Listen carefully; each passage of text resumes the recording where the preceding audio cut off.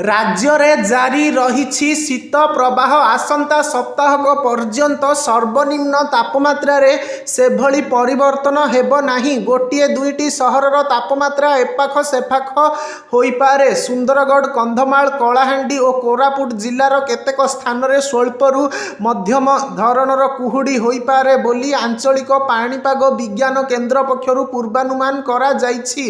गत 24 घंटा मध्य कंधमाल जिला जी उदयगिर रे राज्यर सर्वनिम्न तापमात्रा 3.1 डिग्री रेकर्ड होइछि। सेहिपरि घू उदयगिर रे तापमात्रा 4.2 डिग्री, फुलबाणी और दारिंगीबाड़ी रे 6 डिग्री, सिमिलीगुड़ा रे 6.1 डिग्री, कोरापुट रे 7 डिग्री, राउरकेला रे 8.2 डिग्री, चिपिलिमा रे 8.6 डिग्री, झारसुगुड़ा रे 8.9 डिग्री, भवानीपाटना रे 9 डिग्री, अनुगुल रे 9.6 डिग्री, बौद्ध किरई रे 9.8 डिग्री रहिथिला। अन्य समस्त सहरर पारद 10 डिग्री किंबा ताठारु अधिक थिला।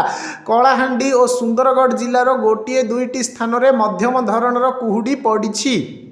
केतेक स्थान रे पारद स्वाभाविक ठारू 6 डिग्री पर्यंत कम रहिथिबा पाणीपाग केन्द्र पक्षरु कुहा जाइछि।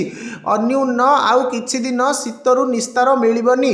भारतीय पाणीपाग विभाग पूर्वानुमान अनुजाई जिले में जाड़ अब्याहत रहिछि। आईएमडी पक्षरु आसंता 5 दिन पाई जो पूर्वानुमान करा जाइछि सेथिरु एहा स्पष्ट हुए।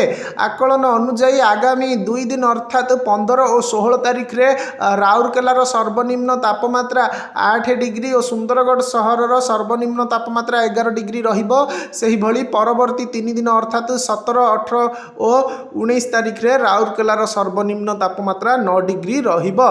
एहा सह 17 तारिख रे सुंदरगढ़ तापमात्रा 11 डिग्री एवं 18 और 19 तारिख रे 10 डिग्री रहिबो।